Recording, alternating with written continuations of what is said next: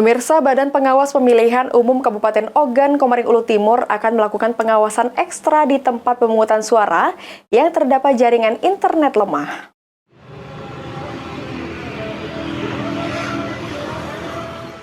Sebanyak 1.012 tempat pemungutan suara atau TPS di Kabupaten Ogan, Komering Ulu Timur, terdapat sejumlah TPS yang memiliki jaringan internet yang lemah dikarenakan lokasinya berada di pelosok desa.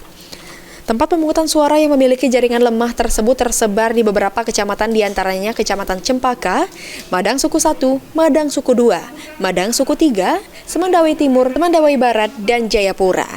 Guna mengantisipasi terjadinya tindak kecurangan pada TPS dengan internet lemah tersebut, Bawaslu Ogan Komering Ulu Timur menegaskan kepada seluruh petugas PTPS untuk melakukan pengawasan ekstra terutama saat penginputan data ke Sirekap.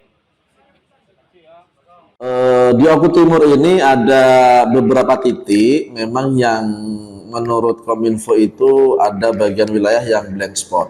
Nah, untuk itu kami dari Bawaslu Ogan Timur menghimbau kepada PTPS kami nanti yang ditugaskan di wilayah blank spot itu untuk benar-benar menunggu sampai kegiatan pencoblosan itu sampai selesai. Jadi memang kita ditugaskan secara langsung.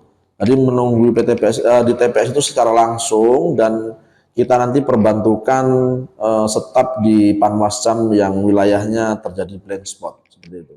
Jelang hari terakhir menuju Pilkada Serentak 2024, Bawaslu Ogan Komering Ulu Timur juga semakin memperketat pengawasan guna meminimalisir terjadinya kecurangan, terutama kemungkinan terjadinya kecurangan politik uang di Kabupaten Ogan Komering Ulu Timur. Elvandri Jeffriyadi, PAL TV.